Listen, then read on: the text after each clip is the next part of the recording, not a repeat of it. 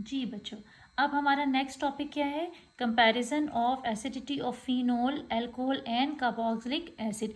ये बहुत important topic है और इसको आपने बहुत अच्छी तरीके से समझना है, ठीक है। तो फिनोल्स की सबसे पहली बात कि फिनोल्स में acidity of phenol, alcohol and carboxylic acid. सबसे पहली बात को हम किसको हम एसिड्स हम किन को कहते हैं? Acids which can donate proton. हम क्या कहते हैं कि एसिड्स कौन से होते हैं? विच कैन डोनेट प्रोटॉन, ठीक है, यानी कि जो आसानी से प्रोटॉन दे देता है। तो हम इसकी एसिडिटी चेक करने के लिए हम इनके तीनों के, फिनोल के भी, अल्कोहल के भी और कार्बोक्सिलिक एसिड के प्रोटॉन्स डोनेट करके देखेंगे कि फिर क्या जो बन रहे हैं, आइंस बन रहे हैं, वो किस किस्म के बन रहे हैं। यानी कि आपको मालूम है कि एसिड जब एक एसिड अगर for example if we are taking its acid as an acid और वाटर यहाँ पर हम ले रहे हैं बेस, तो एसिड और बेस, और यहाँ पर आपको मालूम है कि यहाँ पर हमारे पास एक और, अगर ये एसिड है तो उसकी बनती है कंजुगेट बेस, और अगर ये बेस है तो इसका बनता है कंजुगेट एसिड। तो ये क्या है? कंजुगेट बेस, और ये क्या है? Conjugate acid. तो हम इनकी कंजुगेट बेसिस को ऑब्जर्व करेंगे और देखेंगे। जैसे अल्कोहल की कंजुगेट बेस है ये अल्कोक्साइड आइन, फिनोल की कंजुगेट बेस है फिनोक्साइड आइन, और कार्बोक्सिलिक एसिड की कंजुगेट बेस है कार्बोक्सिलेट आइन। तो ये आपको यहाँ पर तीन तीन आपको कंजुगेट बेसिस नज़र आ रही हैं, राइट। अब हमारी ऑब्जर्वेशन क्या है? ऑब्जर्वेशन क्या है कि फिनोल जो है वो ज़्यादा एसिडिक है, ठीक है। Phenol are more acidic. उनकी पीकेए कितनी है? फिनोल की पीके है, यहाँ हम लिख लेते हैं कि इसकी पीकेए है कितनी? 10। इसकी पीके है कितनी? 10। अल्कोहल की पीके जो है, अल्कोहल की पीके जो है वो होती है ऑलमोस्ट 16 से 20 तक। और आपके पास जो कार्बोक्सिलिक एसिड है, इनकी जो पीके है वो कितनी है बच्चों? 5। अब आप कहेंगे कि पीकेए क्या है? पीकेए बच्चों एक स्केल होता है जो एसिड स्ट्रेंथ को हमें एक कांस्टेंट्स हैं जो हमें बताते हैं, जो कि एक एक्सपेरिमेंटल बेसिस पे इन्होंने एक हमें एक वैल्यूज़ दी होती हैं, जो कि हमें, जिससे हम अंदाज़ा कर लेते हैं कि हमारा जो सब्सटेंस है वो एसिडिक है कि कितना एसिडिक है और एसिडिक है भी कि नहीं। तो आपको ये चीज़, एक चीज़ यहाँ याद ये रखनी है कि आपका जो के ए है ना, ये डायरेक्टली आपको बताता है एसिडिक नेचर को, ठीक है, एसिडिक स्ट्रेंथ को डिफाइन करता है। यानी कि अगर के की वैल्यू ज़्यादा है तो हम कहेंगे कि ज़्यादा एसिडिक है, ठीक है। अब जो पी के ए है ना, पी के ए, ये एक इन्वर्स रिलेशन है 1/के ए का, 1/के, और 1/के का मतलब हो गया 1/, एसिडिक स्ट्रेंथ। यानी कि जितनी ज़्यादा पीके की वैल्यू ज़्यादा होगी उतनी एसिडिटी कम होगी, और पीके की वैल्यू जितनी कम होगी उतनी ही एसिडिक स्ट्रेंथ जो है वो ज़्यादा होगी। ये इन्वर्स रिलेशन है, के ए का डायरेक्ट रिलेशन है। तो हम यहाँ, और क्योंकि अब हम ये आप पूछेंगे कि मैडम पी के ए क्यों के लिया? क्योंकि पी के ए क्या होता है आपको मालूम है? पी के ए जस्ट लाइक पी एच है, पी के is minus log of H, log of के ए, ठीक है, नेगेटिव लॉग ऑफ के। इस के एक का नेगेटिव लॉग लें तो ये पी के जस्ट लाइक पी एच की तरह का ये स्केल है, जिसमें हम कहते हैं negative log of H ions, ठीक है। तो ये बिल्कुल सेम एक सिमिलर जो है वो एक स्केल है, जस्ट टू वो है गैस करने के लिए, या just to give the information about the acidic nature of acidic strength of any substance. तो यहाँ पर आपको पी के की वैल्यू दी हुई है और हमने यहाँ पर मेंशन भी कर ली।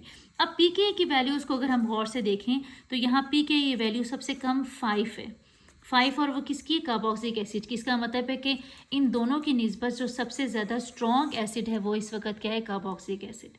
और अगर हम इन दो को कंपेयर करें तो इसमें फिनोल की एसिडिक स्ट्रेंथ 10 है और अल्कोहल की एसिडिक स्ट्रेंथ है 16। तो यानी कि ये जो है कि उसकी वैल्यू कम है, इसका मतलब ये ज़्यादा एसिडिक है फिनोल। अल्कोहल की वैल्यू ज़्यादा है तो इसका मतलब ये कम एसिडिक है। तो हमारे पास स्केल आ गया कि ये लीस्ट एसिडिक हो गया, उसके बाद फिनोल, और उसके बाद कार्बोक्सिलिक एसिड।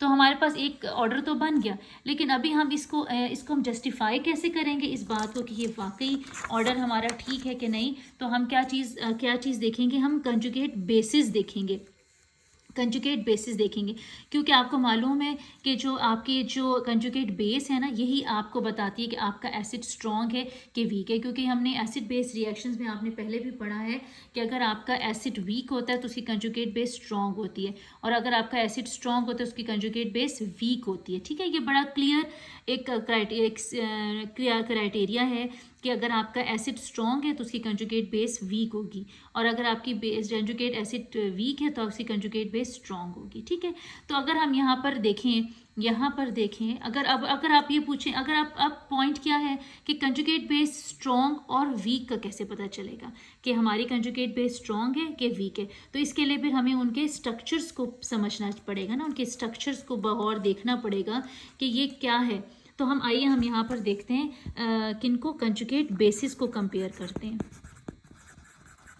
कंजुगेट बेसिस जो है हमारे पास थ्री टाइप्स की हैं। एक हमारे पास है RO, जिसको हम कहते हैं एल्कोक्साइड आयन, और ये एल्कोक्साइड आयन कब बनता है, जब हम इसको डीप्रोटोनेट कर देते हैं, यानी कि अल्कोहल से ये हाइड्रोजन निकल जाएगा, इस वाटर के पास चला जाएगा और हाइड्रोनियम आयन बन जाएगा, तो पीछे क्या रह जाएगा, एल्कोक्साइड आयन रह जाएगा। ठीक है, इसी तरह फिनोल से जब ये प्रोटॉन निकल जाएगा, इस हाइड्रोजन वाटर के पास चला जाएगा, हाइड्रोनियम आयन बन जाएगा, तो पीछे क्या रह जाएगा आपके पास, फिनोक्साइड आयन। इसी तरह कार्बोक्सिलिक एसिड से जब ये हाइड्रोजन यहाँ चला जाएगा तो ये आपके पास मतलब इसका इस तरीके से नहीं होता, बल्कि ये होता है कि ये जो इलेक्ट्रॉन्स होते हैं ये यहाँ पर आ जाते हैं इसके पास और इसको ले लेते हैं।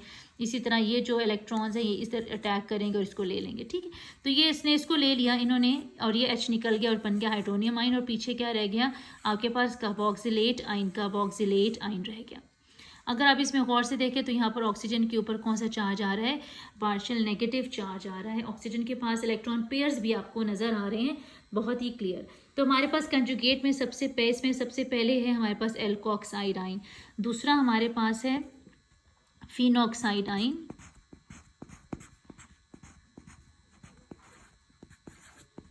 और हमारे पास इलेक्ट्रॉन पेयर्स भी हैं, और यहाँ पर भी हमारे पास इलेक्ट्रॉन पेयर मैंने कम बनाए।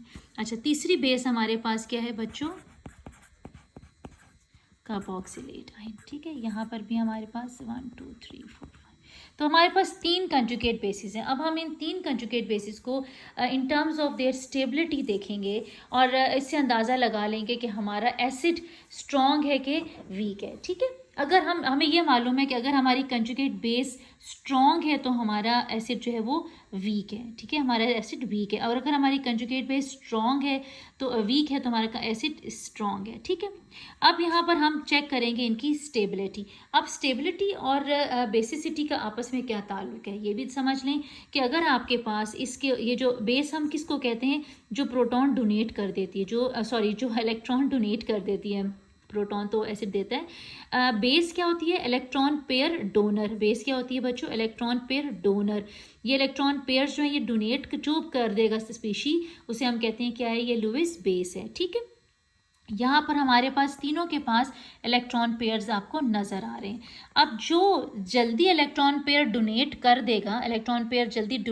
देगा वो कहलाएगा आपका इलेक्ट्रॉन पेयर जो दे सकेगा वो कहलाएगा स्ट्रॉन्ग बेस है। ठीक है, स्ट्रॉन्ग बेसली के लिए ज़्यादा बेस है, स्ट्रॉन्ग बेस नहीं, हम उसे कहेंगे कि वो स्ट्रॉन्ग बेस है या उसकी बेसिसिटी ज़्यादा है। ठीक है, जो इलेक्ट्रॉन पेयर दे देगा, यानी जिसका इलेक्ट्रॉन पेयर अवेलेबल होगा टू बी डोनेटेड, हम कहेंगे ये अच्छी बेस है। ठीक है ना, अब बात हो रही है स्टेबिलिटी की। स्टेबिलिटी में और जिसके पास चार्ज भी ज़्यादा होगा। हमेशा एक बात याद रखें कि जिस स्पीशी पे चार्ज ज़्यादा होता है ना, वो स्टेबल नहीं होती, वो अनस्टेबल होती है, लेकिन वो रिएक्टिव होती है। जो चीज़ अनस्टेबल होती है ना वो चीज़ रिएक्टिव होती है, और जो चीज़ स्टेबल होती है ना वो कम रिएक्टिव होती है। ठीक है ना, तो हमने यहाँ पर बेस देखना है कि कंजुगेट बेस हमारी स्टेबल है। अगर तो वो स्टेबल है इसका मतलब है कि वो नॉन रिएक्टिव है। नॉन रिएक्टिव का मतलब है कि उसका चार्ज अवेलेबल नहीं है या electron pair is not available to be donated. इसका क्या मतलब हो गया कि वो अगर इन टर्म ऑफ बेस हम समझें तो वो वीक बेस है। ठीक है, लेकिन स्टेबिलिटी के टर्म में देखें तो वो स्टेबल कंजुगेट बेस है। राइट, इसी तरह तो हम उससे अंदाज़ा लगा लेंगे कि हमारा एसिड स्ट्रॉन्ग है कि वीक है। तो हमने कंजुगेट बेस की क्या देखनी है, स्टेबिलिटी, और उसके साथ हमने उसकी बेसिक स्ट्रेंथ को भी देखना है। हमने देखना है कि बेसिक स्ट्रेंथ, अगर स्टेबिलिटी ज़्यादा है तो ये आप इसको इन्वर्स कर लीजिए, इन्वर्स। इस तरह याद रखें कि स्टेबिलिटी है तो 1/, बेसिक स्ट्रेंथ है। ठीक है, 1/, बेसिक स्ट्रेंथ है। लेकिन अगर हम इसके एसिडिटी देखें तो ये ज़्यादा एसिडिक है, स्पीशी आपकी ज़्यादा एसिडिक है, यानी कि आपकी बेसिक स्ट्रेंथ कम हो जाती है और एसिडिक स्ट्रेंथ जिसकी ये कंजुगेट बेस है, जिस एसिड की कंजुगेट बेस है वो क्या है, स्ट्रॉन्ग एसिड है, ठीक है। लेकिन अगर उसकी स्टेबिलिटी ज़्यादा है और स्टेबिलिटी कम है तो वो उसकी बेसिक स्ट्रेंथ बढ़ जाएगी, तो वो क्या हो जाएगा, फिर वो base as a strong base हो जाएगी, बेस स्ट्रॉन्ग हो जाएगी और वीकली एसिडिक हो जाएगा, ठीक है। तो यहाँ पर अगर हम यहाँ पर गौर से देखें एल्कोक्साइड आयन में, अगर आप यहाँ पर इसको अच्छी तरीके से ऑब्जर्व करें तो आपको यहाँ नज़र आ रहा होगा कि यहाँ पर नेगेटिव का जो ऑक्सीजन का जो नेगेटिव चार्ज है वो लोकलाइज्ड है। लोकलाइज का मतलब ये है कि ये जो हमारे पास सी बॉन्ड है, जो भी है इसके साथ जितनी भी चेन है, यहाँ पर हमारे पास जो ये इलेक्ट्रॉन्स हैं ये लोकलाइज्ड हैं, ये यहाँ से यहाँ मूव नहीं कर रहे हैं, ठीक है। यहाँ पर कोई उनकी वो नहीं है देने का कुछ नहीं, बल्कि उल्टा ये जो आपका एल्काइल ग्रुप है, ये इलेक्ट्रॉन, ये क्या है, इलेक्ट्रॉन डोनेटिंग ग्रुप है। ये क्या है, इलेक्ट्रॉन डोनेटिंग ग्रुप है। ये एल्काइल ग्रुप क्या होता है, इलेक्ट्रॉन डोनेट, तो ये इलेक्ट्रॉन डोनेट ही करेंगे, मतलब ये अगर आप देखें तो इनका पुल, यानी कि इनका आप कह सकते हैं कि नेगेटिव इंडक्टिव इफेक्ट है कि ये जो है इस तरफ इलेक्ट्रॉन्स को और मज़ीद बढ़ाएंगे, यानी इसका चार्ज यहाँ मज़ीद बढ़ाएंगे। तो जितना ज़्यादा चार्ज बढ़ाएंगे, जितना ज़्यादा लोकलाइज करेंगे इसको, तो क्या होगा, इसकी स्टेबिलिटी इन टर्म्स ऑफ अगर हम स्टेबिलिटी देखें तो वो तो कम हो रही है, लेकिन क्या हो रहा है, बेसिक स्ट्रेंथ बढ़ रही है। यानी कि हम ये कहेंगे कि ये क्या है, स्ट्रॉन्ग बेस है, लेकिन इसकी स्टेबिलिटी अगर देखा जाए तो ये अनस्टेबल है। क्या है, ये अनस्टेबल है, तो हम इसे कहते हैं अनस्टेबल कंजुगेट बेस, ठीक है। क्या है, अनस्टेबल कंजुगेट बेस है, यानी कि इसकी स्टेबिलिटी तो बेसिक स्ट्रेंथ तो ज़्यादा है, लेकिन इसकी स्टेबिलिटी क्या है, बहुत कम है, क्योंकि चार्ज है और चार्ज जो है मज़ीद जो है ऑक्सीजन के ऊपर ज़्यादा हो रहा है।